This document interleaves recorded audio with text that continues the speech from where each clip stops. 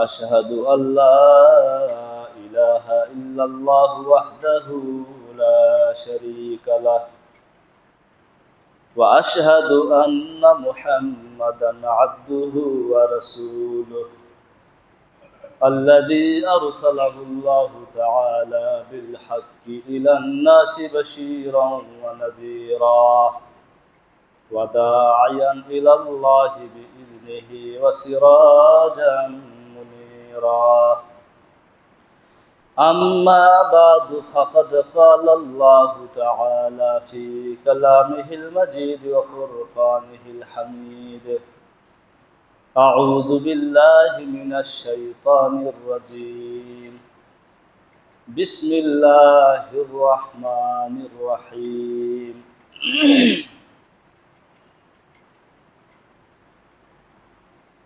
ذلك عيسى بن مريم قول الحق الذي فيه يمترون صدق الله العلي العظيم وصدق رسوله النبي الكريم ونحن على ذلك من الشاهدين والشاكرين سبحانك لا علم لنا إلا ما علمتنا إنك أنت العليم الحكيم সকলেই কই রব্বি জিদনি ইলমা রব্বি জিদনি ইলমা রব্বি জিদনি ইলমা রব্বি ইশরাহ লি সাদরি ওয়া ইয়াসসির লি আমরি ওয়াহলুল উকদাতাম মিন লিসানি ইয়াফকাহু কওলি।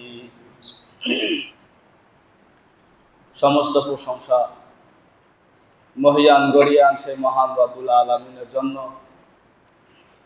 যিনি আমাদেরকে দয়া করে মায়া করে রহম ও করম করে মাগরিবের সালাত আদায় শেষে পবিত্র জায়গা মসজিদে সংশয় মুক্ত পবিত্র কিতাব কোরআনে কারিমের তাফসিরের দরসে বসার তৌফিক দান করলেন। এজন্য আমরা সকলেই কালিমাতুল শুকর আদায় করে বলি আলহামদুলিল্লাহ, এবং লাখো কোটি দরুদ ও সালাম বর্ষিত হোক সাইয়্যিদুল মুরসালিন খাতামুন নবিয়্যিন রাহমাতুল লিল আলামিনের পবিত্র রূহের উপর, যার উম্মত হওয়ার পরম সৌভাগ্য আল্লাহ আমাদেরকে দান করেছেন। আমরা তার শানে সংক্ষেপে দরুদ পাঠ করি, সকলে বলি সাল্লাল্লাহু আলাইহি ওয়াসাল্লাম। মুহতারাম হাজিরিন, আমরা আমাদের ধারাবাহিক তাফসিরের অংশ হিসাবে আজ সূরা মারিয়ামের 34 নম্বর আয়াত থেকে 40 নম্বর আয়াত, মোট 7টি আয়াতের তাফসির এবং ব্যাখ্যা এবং জরুরি কিছু শিক্ষা সম্পর্কে জানার চেষ্টা করব ইনশাআল্লাহ। আমার তৌফিকি ইল্লা বিল্লাহিল আলিয়্যিল আযীম।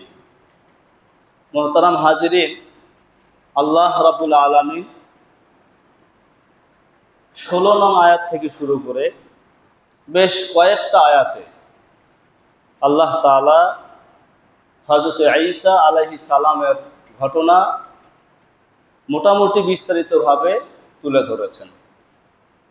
আজকের 34 থেকে শুরু করে 40 পর্যন্ত এই 7টা আয়াতে এর কারণ তুলে ধরেছেন।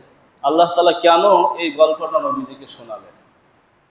আসলে এই ধরনের বহু ঘটনা কোরআনে স্থান পেয়েছে।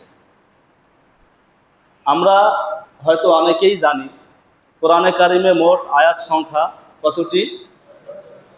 6666টি। এটা আমরা সবাই জানি কমবেশ। এটা আমাদের মাঝে একটা প্রসিদ্ধ কথা।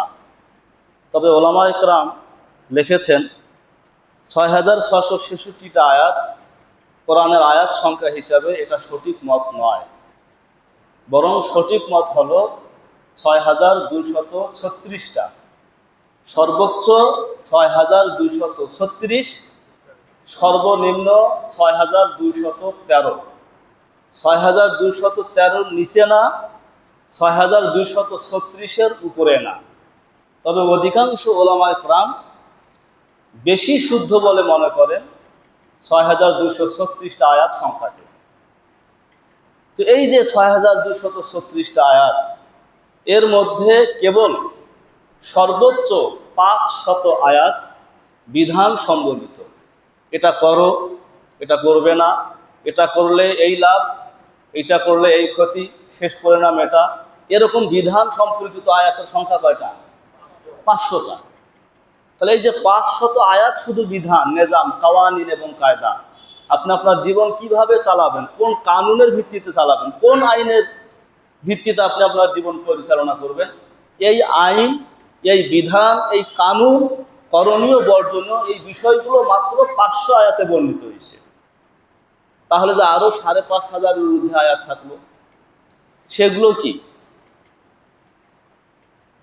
উসুলে ফোকাহা, মুহাদ্দিসিনে কেরাম এবং মুফাসসিরিনে কেরাম, তারা বলেছেন বাকি যে আয়াত সংখ্যাগুলো রয়েছে, এগুলোতে আল্লাহ রাব্বুল আলামিন পৃথিবীর সুরলগ্ন থেকে মুহাম্মদ পর্যন্ত সাল্লাল্লাহু আলাইহি সাল্লাম এবং কিয়ামত পর্যন্ত মরণ, কবর, হাসর এবং জান্নাত জাহান্নাম সম্পর্কে বিভিন্ন ঘটনাবলী আল্লাহ রাব্বুল আলামিন কোরআনে তুলে ধরেছেন।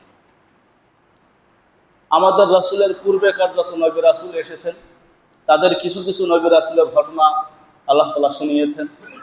যে জাতি আল্লাহর অবাধ্য হয়েছে, 2-4 দিন ভালো থাকলেও পরিশেষে তাদের পরিণাম কি হয়েছে, ইতিহাসের কোন আস্তাকুরে তারা নিক্ষিপ্ত হয়েছে, সেই বিষয়গুলো তুলে ধরেছেন। রাসূল এবং রাসূলের অনুসারীরা যারা হাতের উপরে ছিল, তাদের প্রতি জুলুম শোষণ সাময়িক হয়েছে, কিন্তু দিন শেষে তারাই বিজয়ী হয়েছে। জালেমরা, যারা শোষণকারী, তারাই ধ্বংস হয়েছে। এরকমের ঘটনাবলী এই বাকি আয়াতগুলোতে বর্ণিত হয়েছে। কেন এত ঘটনা আল্লাহ তাআলা নবীজিকে শোনালেন, নবীজির মাধ্যমে আপনাকে আমাকে শোনালেন? এর একটা উত্তর আপনি সূরা হুদের 120 নম্বর আয়াতে পাবেন। কোন সূরা? সূরা হুদ, 11 নম্বর সূরা। 11 নম্বর সূরা, সূরা হুদ এর 120 নম্বর আয়াত। আবারও বলছি, 11 নম্বর সূরা, সূরা হুদ এর 120 নম্বর আয়াত। এই আয়াতটাকে আমরা সব সময় সামনে রাখবো। এখানে আল্লাহ রাব্বুল আলামিন মোটা দাগে 4টা কারণ তুলে ধরেছেন কেন এই ঘটনাবলী কোরআনে স্থান পেল, কেন আল্লাহ তাআলা এই ঘটনাবলীর বিবরণ রাসূলকে শোনালেন, আপনাকে আমাকে শোনালেন। কয়টা কারণ? 4টা।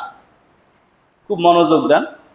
আল্লাহ তাআলা বলেন, ওয়া কুল্লান নাকুসু আলাইকা মিন আম্বাইর রুসুল, আমি তোমাকে বিভিন্ন রসুল, বিভিন্ন জাতিগোষ্ঠীর ঘটনা শুনিয়েছি। নাকুসু আলাইকা, তোমার সামনে বর্ণনা দিয়েছি, মিন আম্বাইর রুসুল, বিভিন্ন নবী রাসূলের জাতিগোষ্ঠীর বিভিন্ন ঘটনা বলি। কেন? প্রথম কারণ আল্লাহ তাআলা বলেন, খুব মনোযোগ দেন, মা নুসাব্বিতু বিহি ফুয়াদাক। প্রথম কারণ হচ্ছে, এসব ঘটনা শোনানোর পিছনে কারণ হলো মা নুসাব্বিতু বিহি ফুয়াদাক, এগুলোর মাধ্যমে আমি তোমার হৃদয়কে শক্তি যোগাতে চাই, মজবুত এবং অটল করতে চাই। তার মানে তুমি যেই মিশন নিয়ে দুনিয়াতে এসেছো, এই মিশন বাস্তবায়নের ক্ষেত্রে বহু বাধা আসবে, বহু জুলুম, শোষণ, নির্যাতন, নিপীড়ন হবে। এই সব কিছুর সামনে যেন তুমি অটল থাকতে পারো, তোমার হৃদয় যেন থাকে মজবুত এবং শক্ত, এজন্য আমি ঘটনাবলীগুলো শোনাই। কারণ তুমি যেই মিশন নিয়ে এসেছো, এরকম হক্কানিয়াতের মিশন নিয়ে তোমার মতো আরো লক্ষাধিক নবী রাসূল এসেছিল, তাদেরও সামনে বহু বাধা এসেছে, শেষ পর্যন্ত বাধা টেকে নাই, তারাই সফল হয়েছে। এই শিক্ষাটা তুমি নেবে, তুমি অটল অনড় থাকবে, জয় তোমারই, বিজয় তুমিই লাভ করবে। তাহলে তোমার হৃদয়কে শক্তি যোগানো, তোমাকে অটল রাখা হকের ওপরে, এই বিষয়টার জন্য আমি বিভিন্ন ঘটনা শোনাই। তাহলে প্রথম কারণ হলো হৃদয়কে শক্ত করা, মজবুত করা, অভয় দেওয়া, ভয়ের কিছু নেই, বাধা আসুক, বিপত্তি আসুক, নির্যাতন জুলুম আসুক, কোনো সমস্যা নাই, বিজয়টা তোমার হবে, এটা সাময়িক, এই দিন শেষ হয়ে যাবে। এই জন্য আমি ঘটনাগুলি শোনাই। কারণ এরকম বহু নজির আছে। 2, ওয়াজাআকা ফি হাদিহিল হক, ওয়াজাআকা তোমার কাছে এসেছে, ফি হাদিহি এসব ঘটনাবলীর মধ্য দিয়ে, আল হাক্কু সঠিক ইতিহাসটা। ইহুদি এবং নাসারা পৃথিবীর ইতিহাসে, ইহুদি এবং নাসারা তাদের মধ্যে সবচেয়ে বড় একটা নোংরা স্বভাব ছিল, তারা ইতিহাস পরিবর্তন করত, সত্যকে ধামাচাপা দিয়ে মিথ্যাকে ইতিহাস হিসাবে প্রচার করত, প্রকাশ করত। তো আল্লাহ তাআলা এই ঘটনাগুলো শুনিয়েছেন আমাদের নবীজিকে, এজন্য যে ইহুদি নাসারারা কোন কোন জায়গায় ইতিহাসকে বিকৃত করেছে আর সঠিক ইতিহাসটা কি, তাহলে পৃথিবীর শুরু লগ্ন থেকে সঠিক ইতিহাসটা তোমার কাছে আসুক, তোমার মাধ্যমে, এই কিতাবের মাধ্যমে তোমার উম্মতরা জানুক, এটা একটা উদ্দেশ্য, সঠিক ইতিহাস তুলে ধরা। ইতিহাসের ক্ষেত্রে গরমিল করা একটা মারাত্মক ধরনের গুনাহের কাজ, যে কারণে দেখবেন বহু ঘটনাবলীর ব্যাপারে কোরআনে এসেছে বিল হক, বিল হক মানে হে রাসূল তুমি যথার্থভাবে, যথাযথভাবে সত্য সহকারে ঘটনাগুলো শোনাও। নবীজি তো সত্য সহকারেই শোনাবেন, তারপরেও কেন বলা হলো? কারণ নবীজির ব্যাপারে আল্লাহ তাআলা নিজেই ঘোষণা দিয়েছেন, ওয়ামা ইয়ানতিকু আনিল হাওয়া ইন হুয়া ইল্লা ওয়াহয়ুন ইউহা। আল্লাহ নিজেই ঘোষণা দিলেন শেষ নবীর ব্যাপারে, তিনি মন গড়া কোনো কথা বলেন, একটা শব্দ উচ্চারণ করে না, তিনি যাহা বলেন ওহীর আলোকে বলেন, আমার নির্দেশ মোতাবেক বলেন। তো রাসূলের ব্যাপারে এই ঘোষণা আল্লাহ তাআলা দেওয়ার পর এরপরও বলেছেন বিল হক, সত্য সহকারে, যথাযথভাবে। তার মানে এসব কিছু বলে আল্লাহ তাআলা নবীজির উম্মাহকে শিক্ষা দিলেন, তোমরা কখনো ইতিহাস বিকৃত করবে না। আমাদের মধ্যে এই স্বভাবটা আছে, ইহুদি নাসারাদের এই স্বভাবটা আমাদের মধ্যে এসেছে। ক্ষমতা পরিবর্তন হলে ইতিহাসও পরিবর্তন হয়, হয় না? বহু ইতিহাসের মধ্যে পরিবর্তন হয়। আজকে বিষয়টা আমার কাছে মনে হয় এমন হয়েছে যে আজকে ইতিহাসটা পাঠের বস্তুতে নাই, আজকে ইতিহাসটা তৈরির বস্তুতে রূপান্তরিত হয়েছে। মানে আজকে মানুষ ইতিহাস তৈরি করে, ইতিহাস পাঠ করে শিক্ষা নেয় না। ইতিহাস তো ইতিহাসের জায়গায় ঠিক থাকবে, সেটাকে পাঠ করে করে, সেটাকে শুনিয়ে শুনিয়ে মানুষ শিক্ষা নেবে। কিন্তু ইতিহাসটা এখন আর পাঠের জায়গায় নাই, ইতিহাসটা হয়েছে তৈরির জায়গায়। এখন ইতিহাস তৈরি করা হয় নিজের মন মতো করে, এটা চরম গর্হিত কাজ, গুনাহে কাবীরা। তো আল্লাহ তাআলা কোরআনে কারিমে বিভিন্ন ঘটনাবলী শুনিয়েছেন, উদ্দেশ্য সঠিক ঘটনাটা যেন আপনি আমি জানতে পারি। 3, ওয়া মাউইযাতুল লিল মুমিনিন, যে ঘটনাগুলো কোরআনে এসেছে প্রত্যেকটা ঘটনা মুমিনদের জন্য মাউইযা, ওয়াজ, নসিহা এবং উপদেশ। কোরআনে বর্ণিত ঘটনার চেয়ে বড় উপদেশ আর নসিহা হতে পারে না। ওয়াজ নসিহা করার জন্য 5,500-এর ঊর্ধ্বে আয়াত কোরআনে আছে, বাস এগুলোই আনাফ। ইরান তুরানের গল্প, কিচ্ছা, কাহিনী শোনানোর কোনো দরকার পড়ে না, এই ঘটনাগুলো শোনাইলেই বছরের পর বছর শেষ হবে না। তাহলে মাউইযা লিল মুমিনিন, মুমিনদের জন্য কোরআনে বর্ণিত প্রত্যেকটা ঘটনা হচ্ছে মাউইযা, উপদেশ, নসিহা, সর্বোৎকৃষ্ট নসিহা। 4 নম্বর কারণ, ওয়া যিকরা লিল মুমিনিন, এসব ঘটনা হচ্ছে মুমিনদের জন্য সতর্কবাণী। মুমিনরা সতর্ক হয়ে যাও, তোমরা যেন ভুলেও জালেমদের কাতারে না যাও, গুনাহগার, ফাসেক, নাফরমান যারা হকের বিরুদ্ধে অবস্থান নেয়, তুমি যেন তাদের দলে না যাও। গেলে এই যে ঘটনা শোনাচ্ছি, এই ঘটনা, ওই ঘটনা, ওই ঘটনা, দেখো কি হয়েছে পরিণাম। অতএব তুমি যেন ভুলেও হকের বিরুদ্ধে নাহক দলের সাথে যেন যুক্ত না হও, সেটা সরাসরি কিংবা মৌন সমর্থন কিংবা কোনো না কোনোভাবে তোমার অবস্থান থাকবে সত্যের ওপরে, তোমার অবস্থান থাকবে সত্যের সাথে, কখনো সত্যের বিপরীতে নয়। তাহলে বলুন, আল্লাহ তাআলা কোরআনে কারিমে যে বিভিন্ন ঘটনা শুনিয়েছেন, কয় কারণ? 4 কারণ। একটা হলো শক্তি যোগানো, 2 নম্বরে সঠিক ঘটনাটা মানুষকে জানানো, 3 নম্বরে মুমিনদের জন্য নসিহা, উপদেশ, 4 নম্বরে যিকরা তথা সতর্কবাণী। কি বাণী? সতর্কবাণী। এই যে ঘটনাবলীগুলো কোরআনে এসেছে, কারণ এগুলো, যে কারণে আল্লাহ রাব্বুল আলামিন হযরত ঈসা আলাইহিস সালামের জন্মের ঘটনাও আমাদেরকে নবীজির মাধ্যমে শোনালেন, এবং শেষে এসে তিনি একটা কারণ তুলে ধরেছেন যে আমি কেন এই ঘটনাটা হে রাসূল তোমাকে শোনালাম। ওহী হিসাবে নাজিল করলাম, আর কোরআনে এই ঘটনায় স্থানটা পেল কেন? আল্লাহ তাআলা বলেন সূরা মারিয়াম আয়াত 34, যালিকা ঈসা ইবনু মারইয়াম কাউলাল হক আল্লাযী ফীহি ইয়ামতারুন। আল্লাহ তাআলা বলেন যালিকা ঈসা ইবনু মারইয়াম, এই যে বিগত অনেকগুলো আয়াতে যার ঘটনা আমি তোমাদেরকে শোনালাম, একবারও কিন্তু হযরত ঈসার নাম যায়নি। গেছে কি? আমি আপনাদেরকে ঈসার কথা বলেছি, কোরআনে আয়াতে এখন ঈসা শব্দ যায় নাই, প্রথমবার আসলো। আল্লাহ তাআলা ঘটনাটা শোনানোর পরে এখন এসে বলছেন যালিকা ঈসা ইবনু মারইয়াম, এই হলো মারইয়ামের পুত্র ঈসা, মানে যার গল্পটা শোনালাম। কাউলাল হক, হযরত ঈসা সম্পর্কে এটাই সত্য ঘটনা। হযরত ঈসা সম্পর্কে এটাই সত্য ঘটনা, মানে তিনি পিতাবিহীন জন্মগ্রহণ করেছেন, তিনি আল্লাহর বান্দা, তিনি রাসূল, তাকে মেরে ফেলা হয় নাই, তাকে আসমানে উঠে নেওয়া হয়েছে, কোরআনের বিভিন্ন জায়গায় এসেছে। তাহলে তিনি আল্লাহর বান্দা, আল্লাহর পুত্র নন। তিনি আল্লাহর বান্দা, তিনি তিন খোদার এক খোদা নন। তিনি আল্লাহর বান্দা, তিনি স্বয়ং খোদা নন। তিনি পিতা ছাড়া দুনিয়াতে এসেছেন, আল্লাহর বান্দা ছিলেন, আল্লাহর রাসূল ছিলেন। এবং উলিল আজম নির্বাচিত অসংখ্য অগণিত নবী রাসূলদের মধ্য হতে নির্বাচিত 5 নবী রাসূলের একজন ছিলেন হযরত ঈসা ইবনে মারইয়াম। কাউলাল হক, এই হচ্ছে ঈসা সম্পর্কে সঠিক তথ্য, সঠিক ঘটনা। আল্লাযী ফীহি ইয়ামতারুন, যে ব্যাপারে তারা তর্কে বিতর্কে লিপ্ত হয়েছে, এই আসল কথাটা এটা।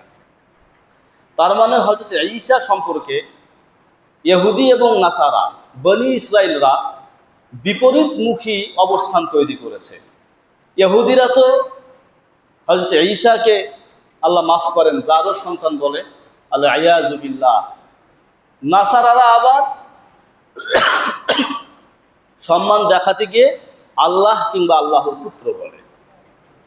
তাহলে বনি ইসরাইলের দুইটা দল, ইহুদি এবং নাসারা, তারা হযরত ঈসা সম্পর্কে বিপরীতমুখী অবস্থান তৈরি করেছে। আল্লাহ তাআলা তাদের এই অবস্থানকে নট করে দিয়ে বলে দিলেন ঈসা সম্পর্কে এটাই সত্য ঘটনা, তিনি যারও সন্তানও নন, তিনি আল্লাহও নন, তিনি একজন বান্দা। এরপর আল্লাহ তাআলা বলেন মা কানা লিল্লাহি আন ইয়াত্তাখিযা মিন ওয়ালাদিন সুবহানাহু। ওরা বলে ঈসা নাকি আল্লাহর পুত্র। আরে আল্লাহর কি পুত্র বানানোর দরকার আছে? সন্তানের দরকার হয় কেন? বার্ধক্য বয়সে সন্তান হাতের লাঠি হবে, বিভিন্ন উপকারে আসবে। তো মানুষের যেই মুখাপেক্ষিতা, যেটার কারণে মানুষের জনবলের দরকার হয়, সন্তান সন্ততিদের দরকার হয়, এরকম মুখাপেক্ষিতা তো আল্লাহর মধ্যে নাই। তিনি তো অমুখাপেক্ষী, কেন তার সন্তানের দরকার হবে, স্ত্রী পুত্রের দরকার হবে? মা কানা লিল্লাহি আন ইয়াত্তাখিযা মিন ওয়ালাদ। মা কানা লিল্লাহি, আল্লাহর কাজ নয়, আল্লাহর শান নয়, আল্লাহর সাথে যায় না আন ইয়াত্তাখিযা মিন ওয়ালাদ, তিনি কোনো পুত্র সন্তান গ্রহণ করবেন, দরকারও হয় না। আল্লাহ তো অমুখাপেক্ষী, তার কোনো জনবলের দরকার নাই, তার সন্তান সন্ততি দরকার নাই, তিনি অমুখাপেক্ষী, তিনি কেন সন্তান গ্রহণ করবেন? ঈসা কেন তার পুত্র হতে যাবে? এরপর আল্লাহ তাআলা বলেন সুবহানা, তিনি পবিত্র, তিনি সন্তান স্ত্রী পরিবার পরিজন হতে পবিত্র। এরপরে বলতেছেন দেখেন আল্লাহ কত ক্ষমতাধর, তার যে সন্তানের দরকার নাই তার একটা প্রমাণ আল্লাহ তাআলা তার একটা কুদরত তুলে ধরলেন, যে এমন কুদরত যা থাকে তার কি সন্তানের দরকার হয়? বলতেছে ইজা কাদা আমরা ফাইন্নামা ইয়াকুলু লাহু কুন ফায়াকুন। ইজা কাদা আমরান, আল্লাহ রাব্বুল আলামিন যখন কোনো সিদ্ধান্ত স্থির করেন, যখন কোনো সিদ্ধান্ত গ্রহণ করেন যে আমি এটা করব, তো এই সিদ্ধান্ত গ্রহণ করার পর এটাকে বাস্তবায়নের জন্য ফাইন্নামা ইয়াকুলু লাহু কুন, তাকে কেবল বলতে হয় কুন হও ফায়াকুন, আর সাথে সাথে কি হয়ে যায়। তাহলে যেই সত্তা হও বললে হয়ে যায়, সেই সত্তার আবার পুত্রের দরকার কেন, স্ত্রী লাগবে কেন? এমন শক্তি যার থাকে, এমন ক্ষমতা যার থাকে, যে শুধু হও বললে হয়ে যায়, তার জন্য পুত্র সন্তান স্ত্রীগুলোর দরকার নাই। তার মানে চূড়ান্তভাবে নাসরাদারকে আল্লাহ তাআলা প্রতিহত করলেন, তাদের মতবাদকে প্রতিহত করলেন যে এটা কোনোভাবেই হতে পারে না যে হযরত ঈসা আল্লাহর পুত্র হবেন। এরপর আল্লাহ রাব্বুল আলামিন বলেন, এই ঘটনাটা শোনানোর পরে কারণটা তুলে ধরার পর আল্লাহ তাআলা বললেন, ওয়া ইন্নাল্লাহা রাব্বি ওয়া রাব্বুকুম ফা'বুদু হাদা সিরাতুম মুস্তাকিম। এমন মহান ক্ষমতার অধিকারী যে মহান সত্তা, তিনি আমাদের রব। ইন্না, নিশ্চয়, আল্লাহ, আল্লাহ, রব্বি, আমার প্রতিপালক, রব্বুকুম, তোমাদের প্রতিপালক। হে রাসূল, তুমি বলে দাও, ঘটনা তো শোনানো হলো, এখন তুমি তোমার উম্মতকে বলে দাও, তোমার জামানার ইহুদি নাসরাদেরকে বলিষ্ঠ কণ্ঠে শুনিয়ে দাও, ইন্নাল্লাহ রব্বি ওয়া রব্বুকুম, নিশ্চয় আল্লাহ আমারও রব, তোমাদেরও রব। হে ইহুদি নাসরারা, তোমাদেরও রব। হে আমার উম্মাহরা, তোমাদেরও রব। রব, প্রতিপালক কাকে বলে? তাফসিরে কুরতুবিতে এসেছে, বারবার আমি বলেছি হয়তো আপনাদের। মনে করেন একজন মালিক, রুচিশীল, যত্নবান, দায়িত্বশীল একজন মালিক, সে একটা চারা রোপণ করলো। রোপণ করার পর কখন কি প্রয়োজন ঠিকঠাক মতো সেটা দিচ্ছে, সেটাকে পরিচর্যা করে আস্তে আস্তে আস্তে আস্তে চারাটাকে বড় করতেছে। একটা পর্যায়ে গিয়ে সেটা পূর্ণতা পায়, ফল ফুল ইত্যাদি যা হওয়ার হয়। এই যে একটা চারা রোপণ করার পরে ওই চারাটার জন্য কখন কিসের প্রয়োজন সেটা বন্দোবস্ত করা, আস্তে আস্তে চারাটাকে কি করা, বড় করে তোলা, এই কাজটার নাম হচ্ছে রুবুবিয়্যাহ। পৃথিবীতে যত সৃষ্টি আছে প্রত্যেকটা সৃষ্টির সাথে আল্লাহর রুবুবিয়্যাহ এভাবে যুক্ত, বলেন সুবহানাল্লাহ। মালি সে বাহ্যত দৃষ্টিতে এভাবে কি করে, পরিচর্যা করে, কিন্তু এর পিছনেও কার হাত আছে? চমৎকার একটা তথ্য শোনাই, একটু সবর করে শোনেন। এই যে আমরা যে কাজগুলো করি, আমি সহিহ মুসলিম শরীফের বৃহস্পতিবারের দরসে ছাত্রদেরকে শুনিয়েছি, আপনাদেরকে শোনাই ছোট্ট একটা অংশ। সহিহ মুসলিম শুরুর দিকে প্রথম হাদিস যেটা এসেছে কিতাবুল ঈমান অধ্যায়ে, সেটা হলো তাকদীর সম্পর্কে। কি সম্পর্কে? তাকদীর, ভাগ্য। খুব জটিল একটা বিষয়, এই বিষয়ে সমাধানে পৌঁছা কঠিন, আবার সহজে পৌঁছতে গেলে সহজে পৌঁছা যায়। আমি যেমন ছাত্রদেরকে বহু আলোচনার শেষে যেটা বলি, দেখো, নামাজ পড়ার নির্দেশটা আল্লাহ তোমাকে দিয়েছেন, হজ, যাকাত, কর্ম, তুমি জমিনে ছড়িয়ে পড়ো, আবাদ সাবাদ ইত্যাদি করো, এগুলো আল্লাহর নির্দেশ। ফান্তাসিরু ফিল আরদ, আল্লাহর নির্দেশ না? তাহলে তুমি কর্ম করবে, আমল করবে, এটা আল্লাহর নির্দেশ। আবার তকদিরকে বিশ্বাস করবে, এটাও আল্লাহর নির্দেশ। তুমি বান্দা হিসাবে তোমার দায়িত্ব দোনো নির্দেশ পালন করা। তুমি আমলও করো, তুমি আল্লাহর আর একটা নির্দেশ তকদিরকে বিশ্বাস করা, সেটাও বিশ্বাস করো। এমনটা যেন না হয় তুমি আমল করতে গিয়ে তকদিরকে না বলে দিলা। তকদির কি? যেমনটা জাবারিয়া, মুরজিয়া, জাহমিয়া ফেরকারা করে থাকে। ওরা বলে মানুষ যেটা আমল করে সে আমল মানুষের সৃষ্টি, সে নিজেই করে, এখানে আলাদা কোনো হাত নেই কারো। আল্লাহ শুধু মানুষের সত্তাটার স্রষ্টা, মানুষ যে সকল কাজকর্ম করে সেগুলোর স্রষ্টা মানুষ নিজেই। অথচ আল্লাহ তাআলা পরিষ্কার ঘোষণা করোনা দিয়েছেন, আল্লাহু খালাকাকুম ওয়া মা তা'মালুন, তোমাকে এবং তোমার আমলকে সৃষ্টি করেছে আল্লাহ তাআলা। আমার স্রষ্টা যেমন আল্লাহ, আমার কর্মের স্রষ্টাও কে? আল্লাহ। কথা লম্বা হয়ে যাচ্ছে উনি। তাহলে আমি আমার আমলের উপরে যথেষ্ট মনে করব, এটাও ভুল। আবার তকদিরের উপর বিশ্বাস করে হাত গুটিয়ে বসে থাকবো, এটাও ভুল। বরং আমার কাজ হবে তকদিরকেও বিশ্বাস করা, কেন? এটা আল্লাহর নির্দেশ। আমার কাজ হবে আমলও করা, কেন? এটা আল্লাহর নির্দেশ। এভাবে সহজে বুঝে নিলে কোনো প্রশ্ন আসবে না। কথা বুঝে আসছি কিনা? তা সেখানে একটা জিনিস বুঝাইছে, দেখেন, আহলে সুন্নাহ ওয়াল জামাতের এই ব্যাপারে মতাদর্শটা কি? তারা বলে, আমরা যে সকল কর্ম সম্পাদন করি এগুলোর স্রষ্টা আল্লাহ, আর এগুলোর কর্ম সম্পাদনকারী আমরা। স্রষ্টা এটাকে বলা হয় খালেক। খুব খেয়াল করেন, না খেয়াল করলে বুঝবেন না কথাটা। স্রষ্টাকে বলা হয় খালেক, আর যিনি সম্পাদনকারী তাকে বলা হয় কাসেব। একটা উদাহরণ দেই, ধরুন একটা পিস্তুল তৈরি করেছে এক কারখানাতে, তাহলে ওই কারখানাওয়ালা হলো ওই পিস্তুলের তৈরিকারী, প্রস্তুতকারক। আর আপনি আমি ট্রেনিং করে যখন গুলি করি, তাহলে আমি ব্যবহারকারী। আমাকে বলা হবে ওই পিস্তুলের কাসেব, আর ওই কারখানাকে বলা হবে ওই পিস্তুলের খালেক। বুঝতে পারলেন জিনিসটা? তাহলে আমাদের কর্মের খালেক আল্লাহ, স্রষ্টা আল্লাহ, সম্পাদনকারী আমরা। যেহেতু সম্পাদনকারী আমরা, সেজন্য আমাদের এই কর্মের উপরে হিসাব নিকাশ হবে। সেখানে একটা উদাহরণ দিছে, দেখেন, আমরা যাহা কিছু দুনিয়াতে করি মনে করি এটা আমি করেছি, আমি করেছি। দেখুন ভাই, আপনার প্রত্যেকটা কর্মের পিছনে আর একটা অদৃশ্য হাত আছে। কিরকম? একটা উদাহরণ দিয়েছে আল্লামা কাসেম নানুতুবি রহমতুল্লাহ আলাই, হুজ্জাতুল ইসলাম বলা হয় তাকে। একটা ছোট বাচ্চা, সে ঘুড়ি ওড়াতে পারে না, কিন্তু যখন সে কারো ঘুড়ি ওড়াতে দেখে তার ভিতরে শখ জাগে, আমিও ঘুড়ি ওড়াবো। বাবার কাছে বায়না ধরে, বাবা একটা ঘুড়ি কিনে দাও, ঘুড়ি ওড়াবো। অথচ সেই ছেলের এখনো ঘুড়ি ওড়ানোর কি হয় নাই, সে ওটা সামলাতে পারবে না। ঠিক আছে, ছেলের আব্বার বাবা একটা ঘুড়ি কিনলো, বাবা নিজেই সেটাকে ওড়ালো, ডোরটা হাতে নিল, নিয়ে ওই বাচ্চার হাতটা ডোরের মধ্যে লাগাই দিল। বাচ্চা আবার খুব খুশি, মনে করে আমি বুঝি ঘুড়িটা ওড়াচ্ছি। কথা বুঝতেছেন আমার? বাচ্চাটা ওই ডোরে হাত দেওয়ার পরে মনে করে কি আমি ঘুড়িটা ওড়াচ্ছি, খুব খুশি। প্রমাণ কি, হাতটা সরাই দিবেন, কাঁদতে শুরু করবে। কিন্তু নিচে হাতটা কার? বাবা, নিচে হাতটা কার? ওই ডোরে মূল হাত তো বাবা। বাচ্চাটা শুধু হাত লাগাইছে, মনে করে আমি ওড়াচ্ছি, হাত ছড়ালে সে কাঁদে। এই যে বাচ্চা নিজে ঘুড়ি ওড়াতে পারে না, কিন্তু সে ঘুড়ির ডোরে হাত লাগিয়ে মনে করে আমি ঘুড়ি ওড়াচ্ছি। তাহলে বাচ্চা ঘুড়ির ডোরে হাত লাগিয়ে যে মনে করে ঘুড়ি ওড়াচ্ছি, ঠিক আমরা পৃথিবীতে যতগুলো কাজ সম্পাদন করি, আমাদের প্রত্যেকটা কাজ সম্পাদন হয় ওই বাচ্চার ঘুড়ির ডোরে হাত লাগানোর মতো। এর নিচে, এর ভিতরে অদৃশ্য আর একটা কুদরতি হাত থাকে, সেটা হলো আল্লাহ রাব্বুল আলামিনের হাত। তো আমাদের ক্ষমতাটা কতটুকু, এটাকে আরবিতে বলা হয় কুদরতে গায়রে মুস্তাকিল্লাহ। আমরা যে সক্ষম, এই আমাদের এই সক্ষমতা হচ্ছে অপূর্ণ।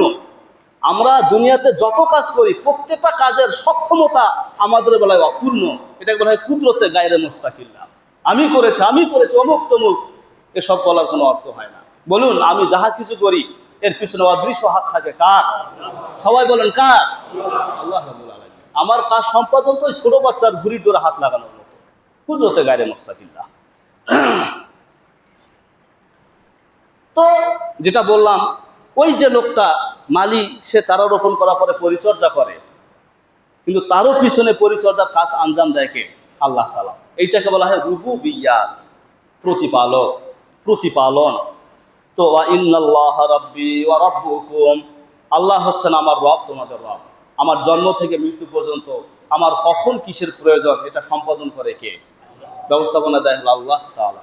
যেহেতু আমার জীবনের প্রতিটি পরতে পরতে, প্রতিটি শ্বাস নিঃশ্বাসে, সেকেন্ডে সেকেন্ডে আমার পিছনে আল্লাহর রুবুবিয়াত কাজ করে, এজন্য একটা শুকরের দাবিও হচ্ছে, কৃতজ্ঞতার দাবিও হচ্ছে ফাবুদু। আমরা যদি উপাসনা করি, আমরা যদি যাচনা করি, আমরা যদি কারো ইবাদত করি, সেই সত্তা হবে কে?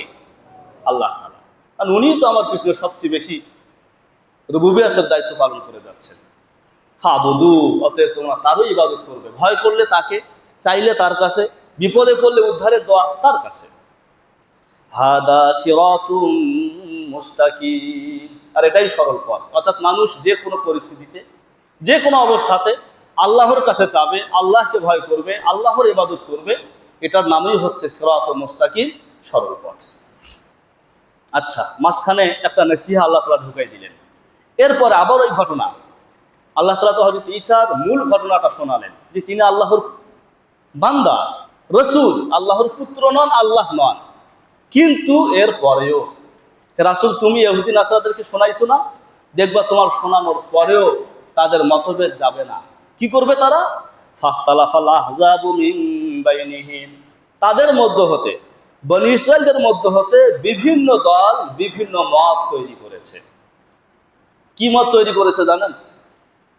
আমরা বলি আলেম ওলামারাই যত দ্বন্দ্ব লাগায়, বিপরীতমুখী বক্তব্য দেয়। আরে ভাই, এটা তো নতুন কিছু নয়, যারা জান্নাওয়ালা তাদের থেকে ভুল চুক হবে। দেখেন, এখানে যে মতভেদ হযরত ঈসা সম্পর্কে হয়েছিল, তাফসিরে মারিফুল কুরআন, রুহুল মাআনি, বায়ানুল কুরআন খুলে দেখেন, সেখানে নাসারাদের মধ্যে যারা হযরত ঈসা আলাইহিস সালামের একান্তই অনুসারী ছিল, তাদের মধ্যেই চারটা ভাগ হয়েছে। কয়টা ভাগ? চারটা দল হয়েছে।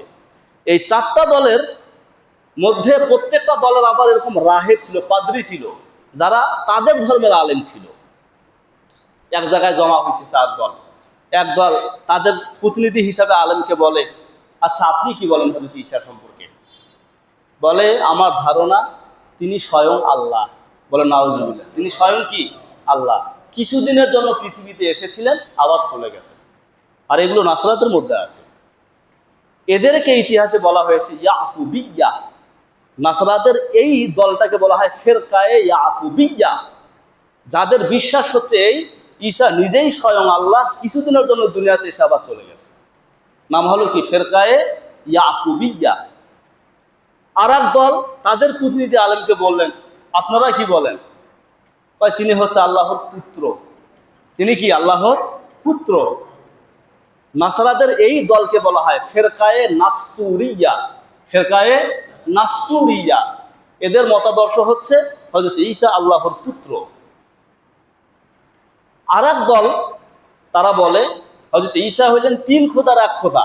আল্লাহ এক খোদা, আসমানে আছে, মারিয়াম আর এক খোদা, হযরত ঈসা আর এক খোদা, তাহলে তিন খোদার এক খোদাকে হযরত ঈসা। এদেরকে বলা হয় ফিরকায়ে ইসরাইলিয়া। ফিরকায়ে ইসরাইলিয়া।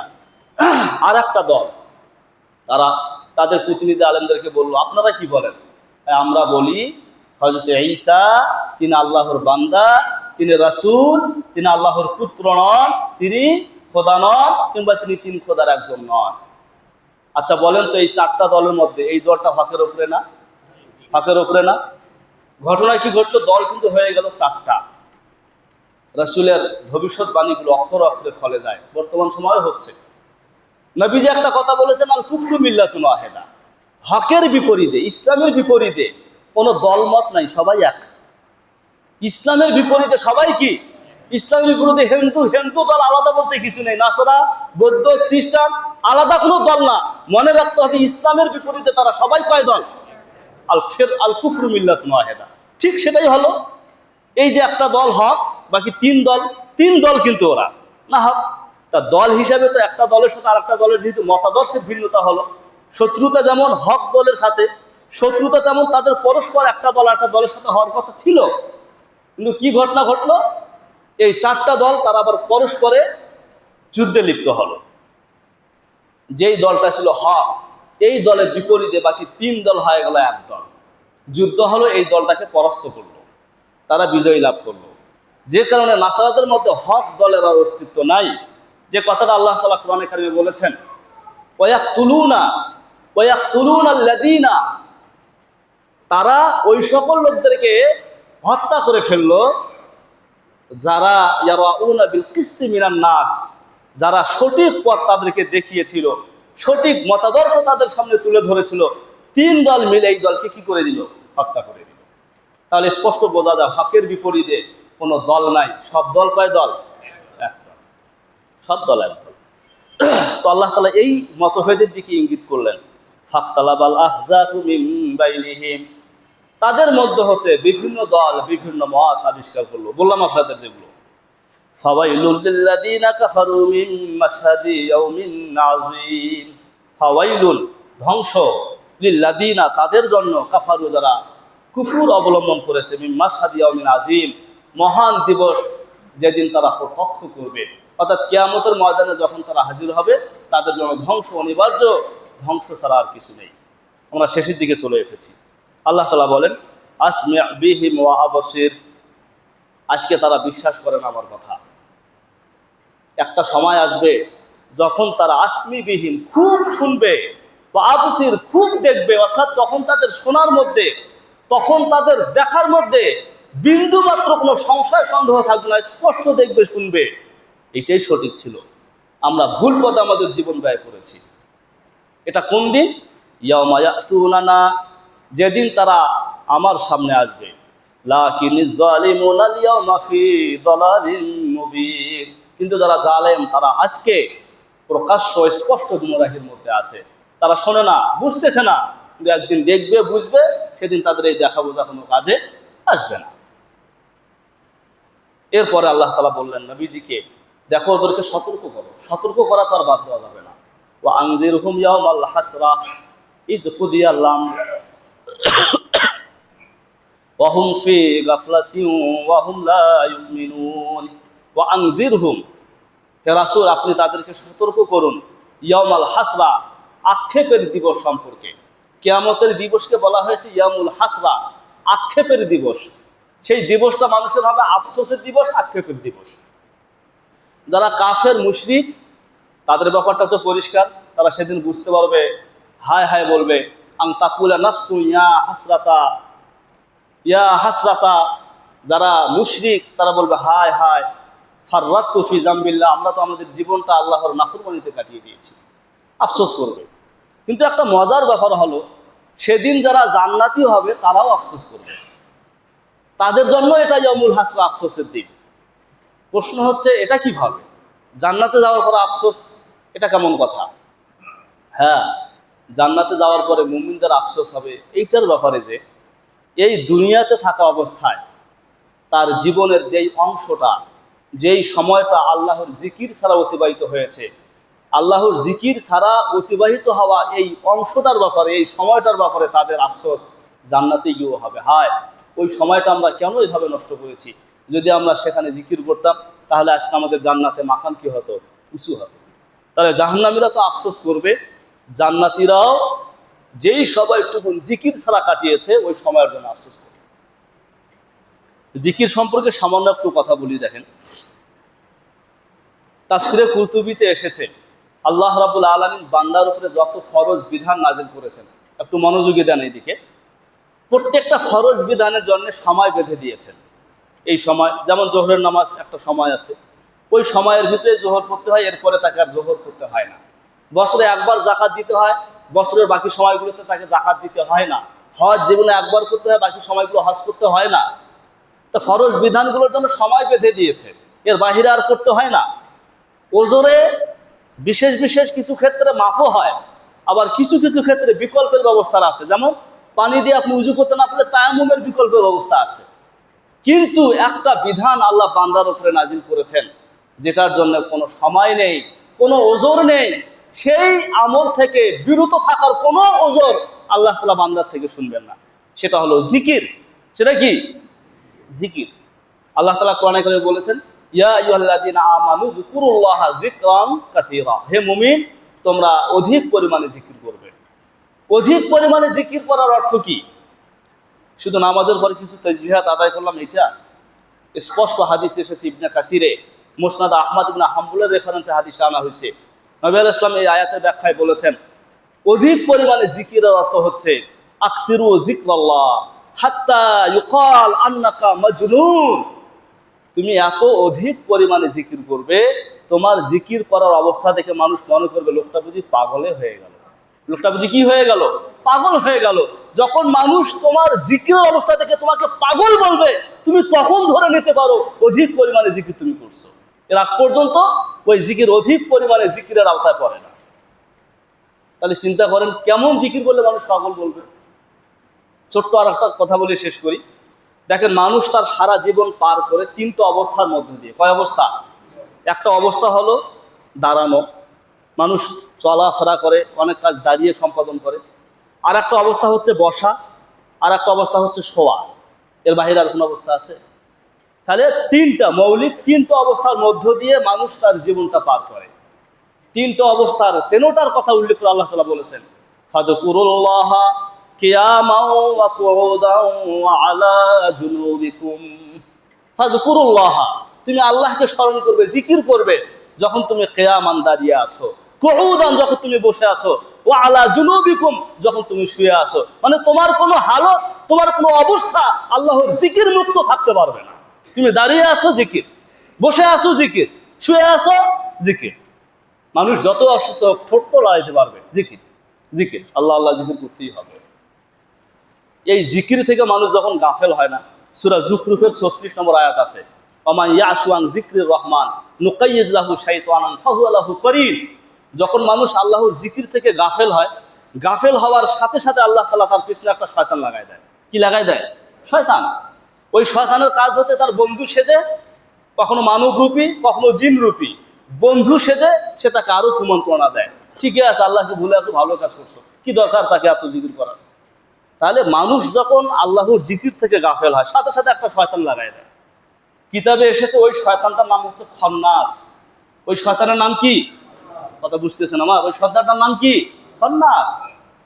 তো মানুষ যখন আল্লাহর জিকির থেকে গাফেল হয়, সঙ্গে সঙ্গে তার পিছনে একটা শয়তান লেগে যায়, তার নাম হচ্ছে খন্নাস। এই খন্নাস শয়তান, এর কাজ হচ্ছে আল্লাযী ইউওয়াসবিসু ফি সুদুরিন নাস, মনে পড়ে কোন আয়াত, কোন সূরা পড়তেছি? আল্লাযী ইউওয়াসবিসু ফি সুদুরিন নাস মিনাল জিন্নাতি ওয়ান নাস। এই খন্নাসের কাজ হচ্ছে মানুষের সুদূরে, অন্তরে কি দেওয়া, ওয়াসওয়াসা দেওয়া, মানে কুমন্ত্রণা দেওয়া। এটা হতে পারে মানুষ, এটা হতে পারে কি জিন। তো এটা থেকে বাঁচার উপায় কি? জিকির, জিকির। আর একটা হচ্ছে দোয়া।